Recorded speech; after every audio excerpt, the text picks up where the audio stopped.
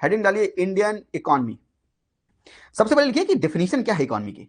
Economy की सबसे पहले लिखिए डेफिनेशन क्या है। An economy is any space with defined rules and established institutions to implement those rules. Economy is any space with defined rules and established institution to implement those rules.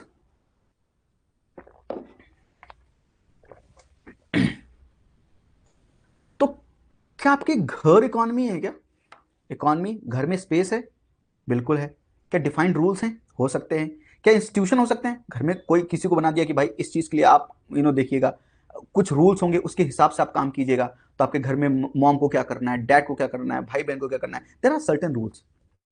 Yes. तो जैसे घर होता है, क्या पूरा देश एक स्पेस है जहां पे कुछ रूल्स हैं, उन रूल्स को इंप्लीमेंट करने के लिए कुछ इंस्टीट्यूशन है? Answer is yes. तो क्या डेफिनेशन है इकोनॉमी की? इकोनॉमी के पास सबसे इंपॉर्टेंट डेफिनेशन है वो एनी स्पेस, एक पर्टिकुलर स्पेस जहां पे डिफाइंड रूल्स हैं और उन रूल्स को इंप्लीमेंट करने के लिए एस्टेब्लिश्ड इंस्टीट्यूशंस हैं। Understood this much? Understood this much? Yes. तो एक होता है इकोनॉमी और एक होता है इकोनॉमिक्स। तो कभी कभी कुछ लोग बोलते थे इकोनॉमिक्स और कुछ लोग बोलते हैं इंडियन इकोनॉमी। अब आप समझ लीजिए, इसलिए मैंने हेडिंग डाला था इंडियन इकोनॉमी। इकोनॉमी मतलब होता है अर्थव्यवस्था। व्यवस्था मतलब कि एक स्पेस में देश की अर्थव्यवस्था। इंडियन इकोनॉमी भारत की अर्थव्यवस्था। मतलब अर्थव्यवस्था और अर्थशास्त्र। इकोनॉमिक्स, थोड़ी सी हिंदी, ज्यादा नहीं हिंदी बोलूंगा अदरवाइज आप प्रॉब्लम में आ जाएंगे। इकोनॉमिक्स मतलब होता है अर्थशास्त्र। इकोनॉमिक्स एंड इकोनॉमी में अंतर क्या है? Economics is like theory part, कि अगर ऐसा ऐसा हो तो वैसा वैसा वैसा करना चाहिए। लेकिन हम किसी एक पर्टिकुलर स्पेस पे वैसा कर रहे हैं, वहां पे उस चीजों को करके देख रहे हैं, दैट इज इकोनॉमी। तो अगर थ्योरी इकोनॉमिक्स है, तो थ्योरी को जब अप्लाई करते हैं कहीं पर, किसी स्पेस पर अप्लाई करते हैं, तो बोलते हैं व्यवस्था, इकोनॉमी। तो what is the difference between economics and economy? Economics is theory and economy is to implement, to apply that theory at a particular space, at a particular space. Yes.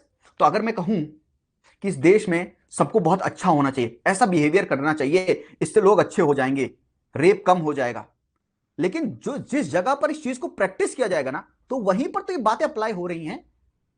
Getting my point? Which means कि economics क्या है? Theory है, and economy उस theory को किसी एक place पर apply करना। इसलिए यहां पे क्या लिखा है? An economy is any space, space, space जहां पे रूल्स हैं, उन रूल्स को इंप्लीमेंट करने के लिए इंस्टीट्यूशन है, और ये रूल्स हैं क्या? ये जो थ्योरीज बनाई गई हैं उनको यहां पर इंप्लीमेंट कर रहे हैं। यस। तो I hope you understood the difference between economics अर्थशास्त्र, इकोनॉमी अर्थव्यवस्था। Understood this much? तो अर्थशास्त्र आप कभी मत बोलिएगा। इसलिए हम क्यों बोलते हैं इंडियन इकोनॉमी? हम बताते हैं कि India is a place, India is the space जहां पर हम चीजों को इंप्लीमेंट कर रहे हैं। जो थ्योरीज हैं उनको इंडिया में इंप्लीमेंट कर रहे हैं, तो इंडियन इकोनॉमी। इकोनॉमिक्स नहीं बोलते, इंडियन इकोनॉमिक्स नहीं बोलते, इंडियन इकोनॉमी बोलते हैं। क्योंकि इंडिया में इकोनॉमिक्स जो है, जो बड़े बड़े अर्थशास्त्री हैं जिन्होंने थ्योरीज दे रखी हैं, उनको इंडिया में इंप्लीमेंट कर रहे हैं, अप्लाई कर रहे हैं। The application part is economy. Yes. तो आई होप कि आप समझ गए कि इकोनॉमी है क्या। Economy is any space with defined rules and established institution to implement those rules। आइए समझते हैं कि इकोनॉमिक एक्टिविटी क्या है। लिख लीजिए पहले, an economic activity, an activity which creates value and which can be measured is called economic activity। हाँ, चलाने पड़ेंगे, जिन्होंने लिख लिया उनको लिखने की जरूरत नहीं है।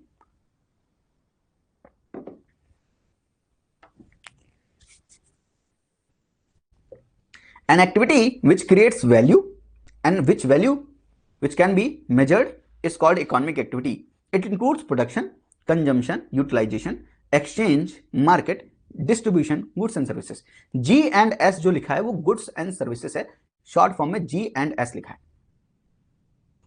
इसका एग्जांपल समझेंगे तो समझ में आ जाएगी इकोनॉमिक एक्टिविटी क्या है, तब आप आइडेंटिफाई कर पाएंगे। क्योंकि यूपीएससी के जो सवाल हैं, सीडीएस में भी देखें, सीएपीएफ में भी देखें, यूपीएससी के जो क्वेश्चंस हैं that are more application oriented, वो एप्लीकेशन में समझना चाहता है। तो पूछता है किसके ऊपर टैक्स नहीं लगता, किसके ऊपर जीएसटी एप्लीकेबल नहीं होगा, वो क्या पूछ रहा है आपसे, एप्लीकेशन बेस्ड पूछ रहा है। तो हमको इकोनॉमी फील होगी तो हम एप्लीकेशन बेस्ड अच्छा समझ पाएंगे। तो economy, an economic activity which creates value and which can be measured is an economic activity.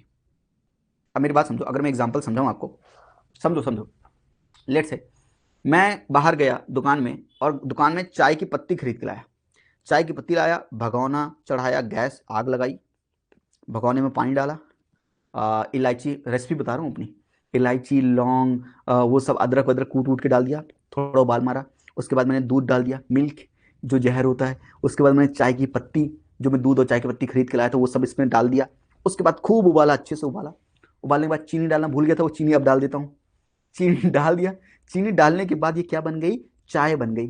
ये चाय मैंने बनाई किसके लिए थी, ये मैंने 3 कप चाय बनाई थी, अपने मॉम, अपने डैड और अपने लिए। यस, अब ये 3 कप जो चाय बनी है, तो ये चाय मॉम के लिए 1 कप चाय, डैड के लिए 1 कप चाय और मेरे लिए 1 कप चाय। Yes, understood this much. क्या ये जो एक्टिविटी पूरी की गई है, क्या मैं इसे इकोनॉमिक एक्टिविटी कहूंगा, क्या मैं इसे इकोनॉमिक एक्टिविटी कहूंगा? अब पढ़िए डेफिनेशन फिर से, an activity which creates value and that value can be measured also, that value can be measured also. तो अगर मान लीजिए, अब ये पहली सिचुएशन थी, अब मैं दूसरी सिचुएशन अगर आपको बताऊं, ये जो चाय मैंने बनाई थी उसी चाय को मैंने वैसा बनाया, और ये जो 3 कप चाय बनाई, मैंने ये 3 कप चाय बाहर जाके बेच दी 3 लोगों को। तो 3 लोगों को जो बेचा, 1 कप मैंने 10 रुपए में बेचा, 1 कप मैंने 10 रुपए में बेचा, 1 कप मैंने 10 रुपए में बेचा, विच मीन्स 3 कप की वैल्यू 30 रुपीज, तो मैं 30 रुपीज कमा के आया। अब क्या ये जो दूसरा केस है इकोनॉमिक एक्टिविटी है? Answer is yes. Why sir? अब समझिए, तो the activity which creates value, value create हुई क्या, इस एक्टिविटी से वैल्यू क्रिएट हुई लास्ट में? यस, 30 रुपए कमा के लाया हूं, घर में 30 रुपए कमा के लाया हूं, वैल्यू क्रिएट हुई, विच मीन्स कि एक चीज तो है कि वैल्यू क्रिएट हो रही है, लेकिन दूसरी कंडीशन और है कि मेजर भी तो करना है। इसलिए मैंने आपको क्या बोला, 1 कप की वैल्यू 10 रुपए है, तो वैल्यू क्रिएट भी हो रही है और मेजर भी हो रही है।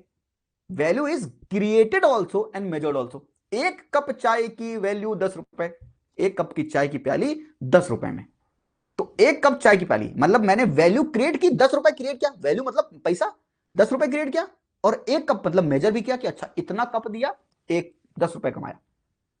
लेकिन घर में जब मैं बना रहा था, तो घर में किसी ने मुझे पैसा दिया, मम्मी ने 10 रुपए, पापा ने 10 रुपए, नहीं।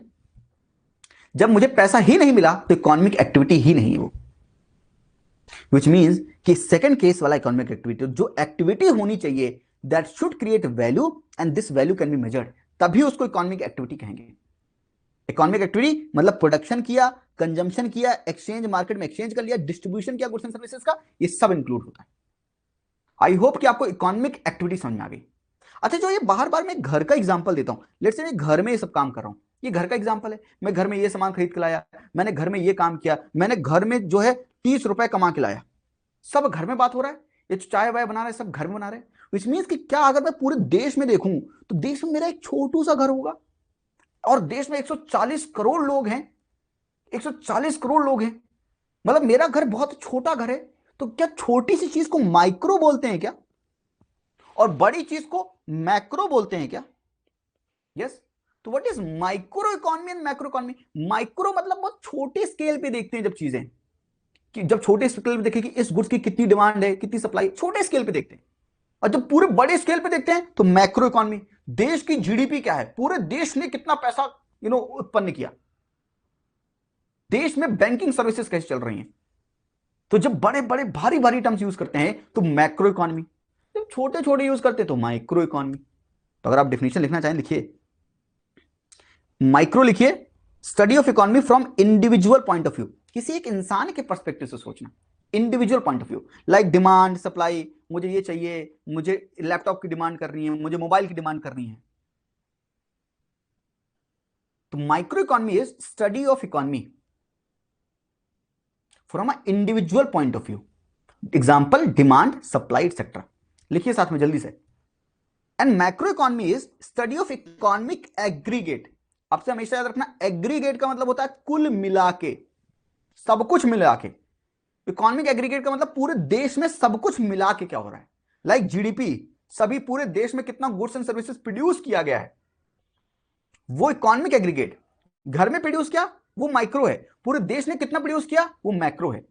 आपके अगर मेरे पापा फार्मर हैं तो मेरे पापा ने कितना व्हीट प्रोड्यूस किया, दिस इज माइक्रो इकोनॉमी।